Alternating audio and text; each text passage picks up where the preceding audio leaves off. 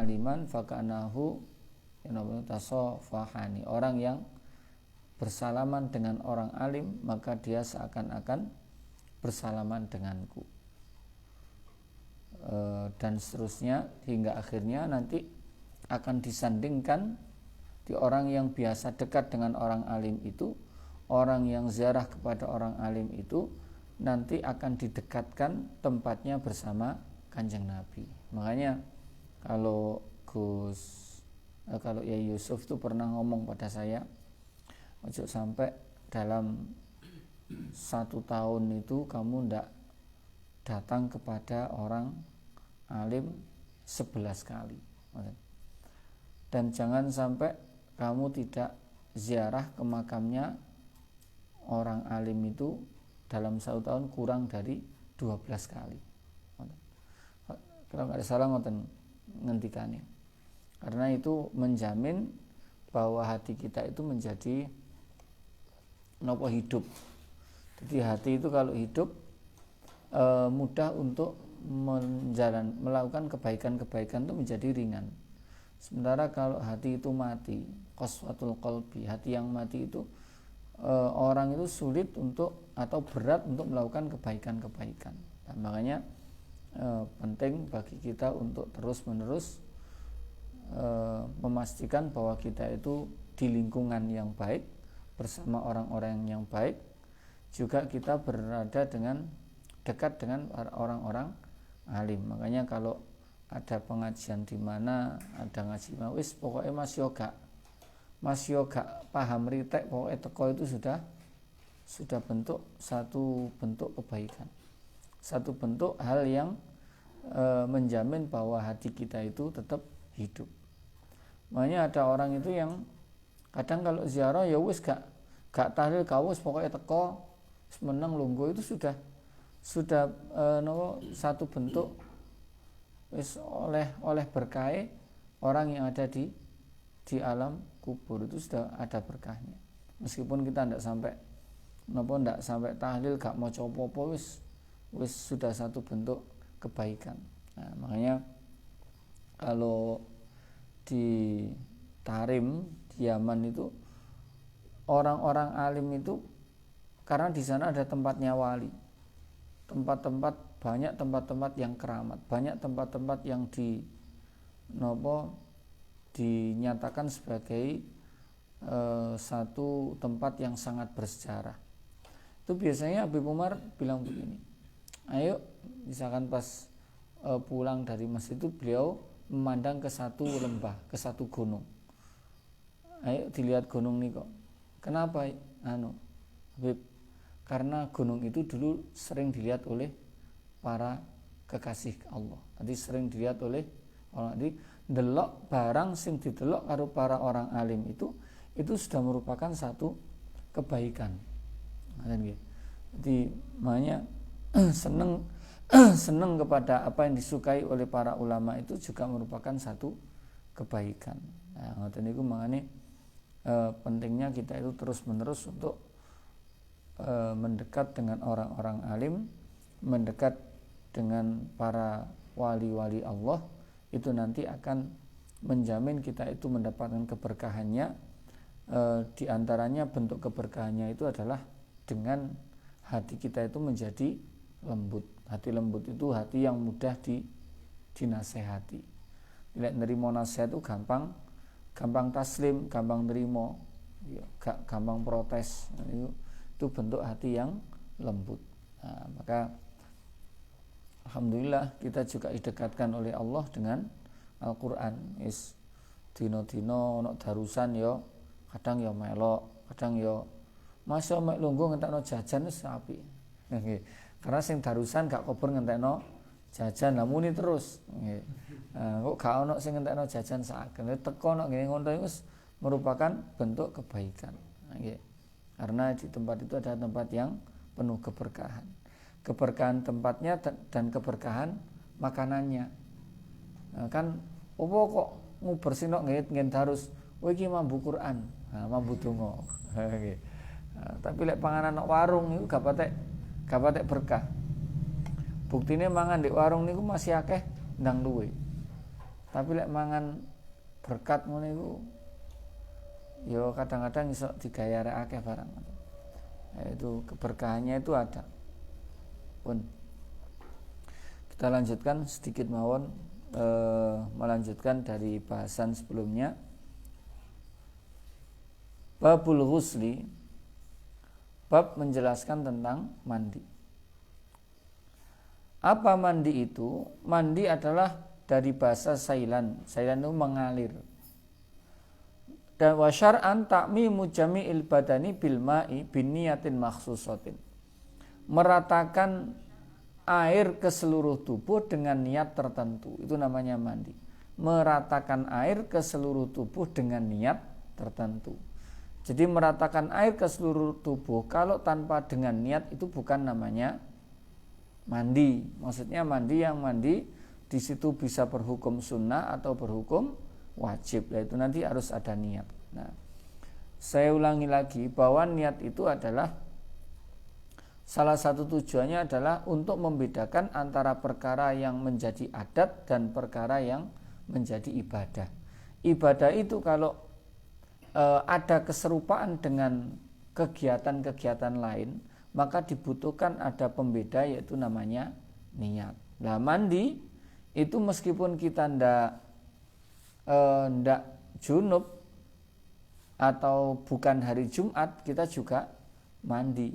Tetapi biar beda antara yang mandi junub dengan mandi Jumat atau mandi yang kebiasaan, maka diberikan namanya niat. Ya, niatnya ya apa ngin nawaitul ghusla. Nawait saya berniat untuk mandi. Lah mandinya karena apa? Kalau Jumat ya nawaitul ghusal lil jumati, atau kalau karena junub ya nawaitul ghusal lil junubi, atau li raf'i hadatsil akbari an janabati. Ngoten iki kena. Sing singkat yo nawaitul ghusal lil junubi. Sing penting itu gini, niat itu harus ada qasdul fi'li sama ta'yin, ya. Qasdul fi'li sama ta'yin agar berbeda betul. Qasdul fi'linya itu ya al-ghusla, itu nawaitul ghusla, itu qasdul fi'li, saya berniat mandi. Kalau sholat ya usolli, itu namanya qasdul fi'li. Ta'yinnya menjelaskannya untuk biar berbeda dengan yang lain ya diberikan namanya. Kalau zuhur ya nawait usolli fardhu zuhri. Kalau misalkan mandi ya nawaitu nawaitul ghusla lil junubi, itu untuk membedakannya. Kalau Jumat ya lil jumuati. Bon. Niku dengan niat. Makanya kalau tidak pakai niat namanya bukan mandi. Dalam bahasa Arab itu ada kalimat al-ghusli, al-ghusli, al-ghisli.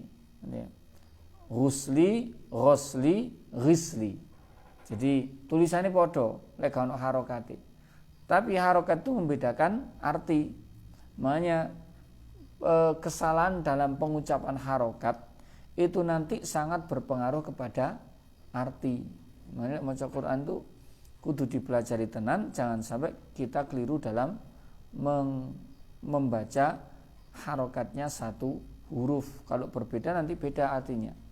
Kayak husli dengan dengan dhammah ghainnya itu adalah meratakan air ke seluruh tubuh. Itu namanya husli.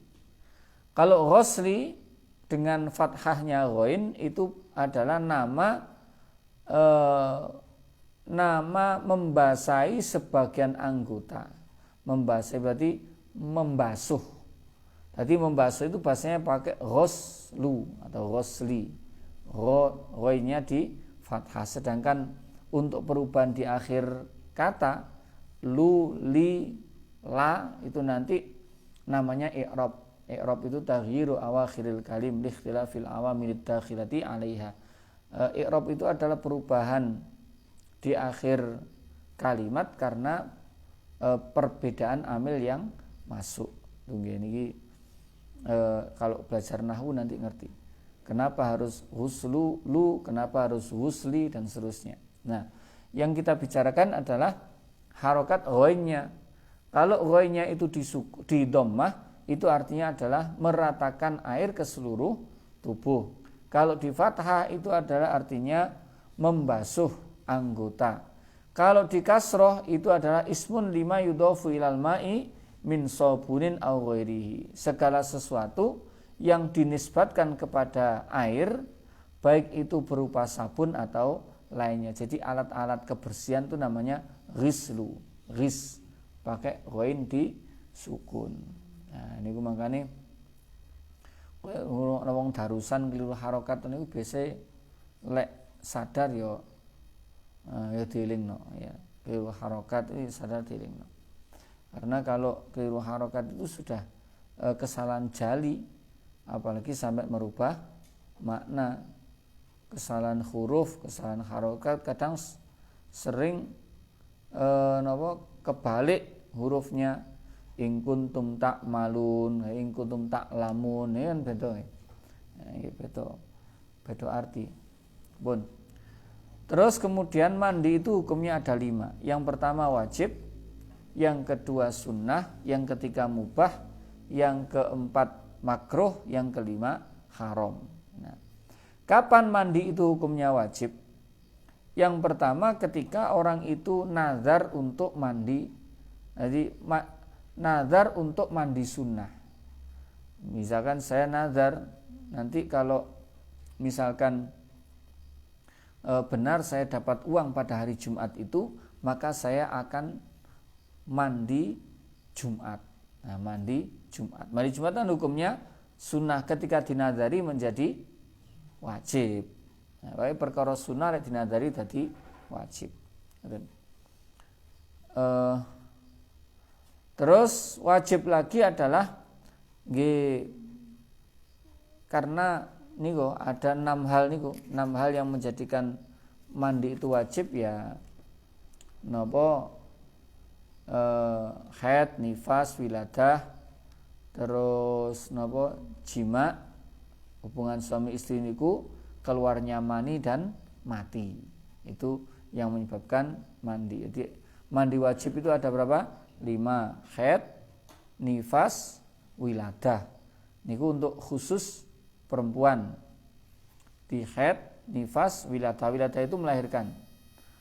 Wong wedok itu lek babaran itu ada kewajiban mandi. Meskipun yang dilahirkan itu tidak berupa anak yang sempurna, misalkan apa? Teragan, ya, bayi teragan itu juga mewajibkan mandi. Meskipun enggak sampai nifas, gak metu getiye, itu sudah juga mewajibkan mandi. Terus yang laki-laki juga perempuan itu ada 3, ngene ku jima, keluarnya mani ya lanang ya wedok metu mani ya enggak wajib mandi. Yang ketiga mati. Jadi mati itu mewajibkan mandi. Nggih, mewajibkan mandi apa mewajibkan dimandikan? Nggih. Nah, mewajibkan mandi, tetapi karena tidak bisa melakukan sendiri maka dimandikan. Pun itu yang hukumnya mandi wajib. Yang kedua hukumnya sunnah, seperti mandi Jumu'ah sama mandi Id.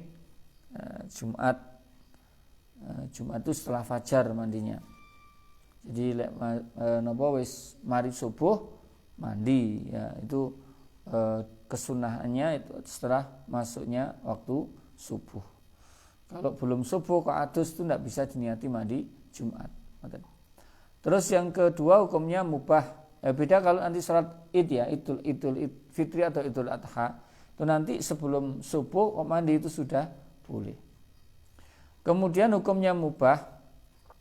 Kapan? Ya ketika krasa sumuk pengen adus atau krasa awake reget kemudian mandi. Itu tanpa niat pun juga hukumnya mubah. Kemudian yang makruh itu adalah mandi dengan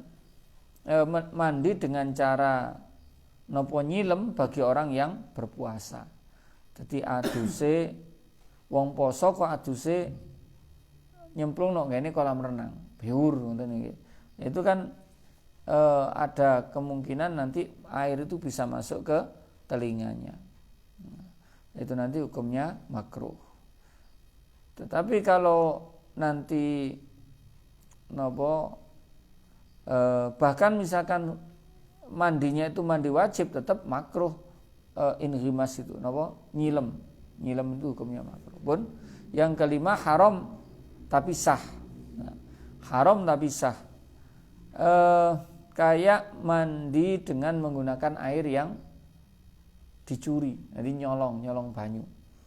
Jadi selangi tonggone ngelotor terus langsung kayak adus.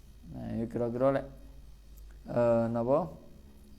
bagaimanapun juga itu hukumnya haram. Pak, itu kan kira-kira oleh itu harus ada tanda-tandanya, harus ada korenahnya. Jadi oli marido itu harus ada tandanya. Itu tandanya oleh apa kira-kira? Nah, tandanya wis kudu ana. Lek encen memang biasane ya wis ngono iku, biasane moro tak gawe tongo kuro ya menengae wis gawe-gawe, nah itu berarti ada korena. Nah, kalau tidak ada ya tidak boleh. Lah itu nanti mandinya haram tapi sah. Terus bisa jadi mandinya itu haram tapi tidak sah. Seperti orang haid, dia mandi untuk diniati sebagai ta'abbud. Di ta'abbud niku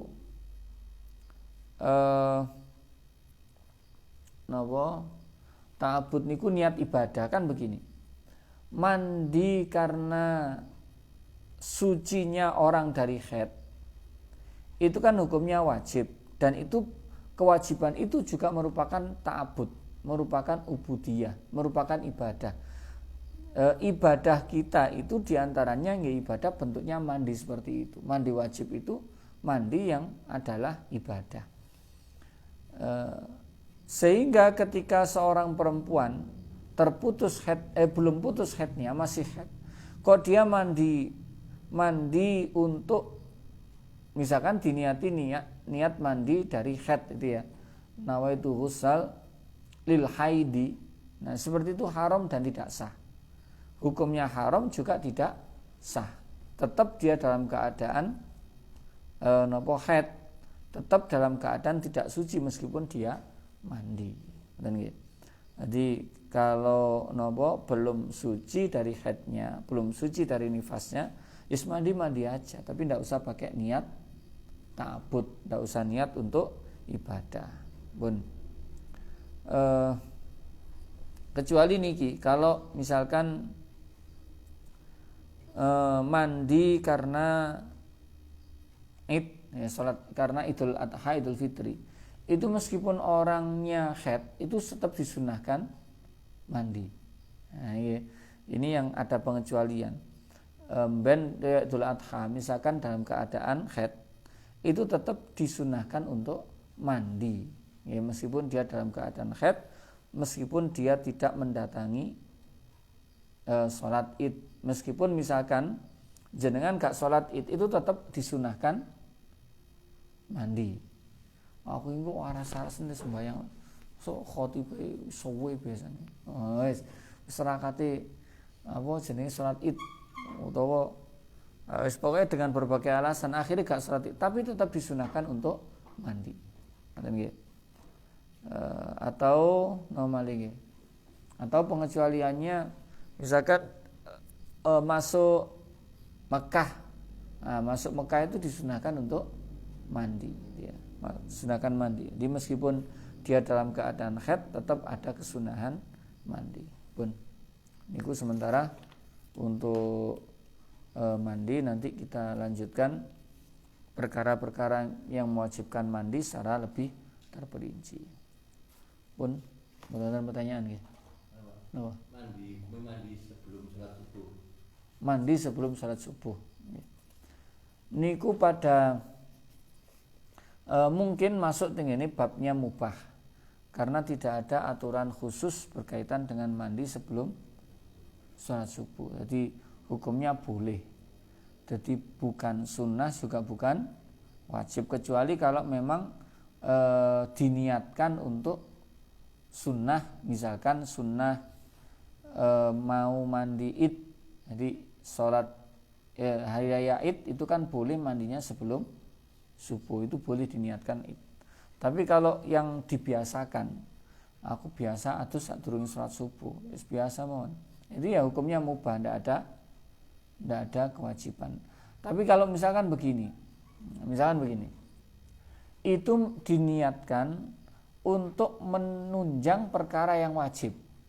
Nah, ini, aku lek gak adus sadurunge subuh, wis mesti gak iso salat subuh. Mergo aku lek angger subuh mesti ngantuk, gak iso salat. Sehingga lek aku adus iki malah iso salat subuh. Lah maka adusnya hukumnya menjadi wajib. Ini.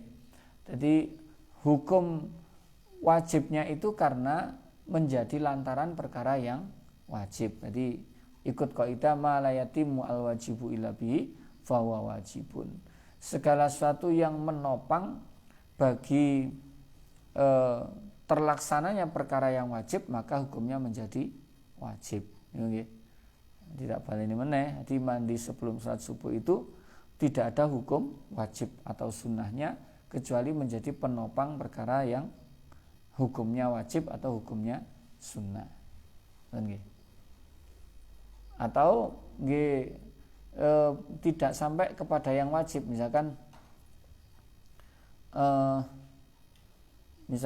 untuk menopang tahajud, yang aku lek adus sik mari ngono iku iso salat tahajud.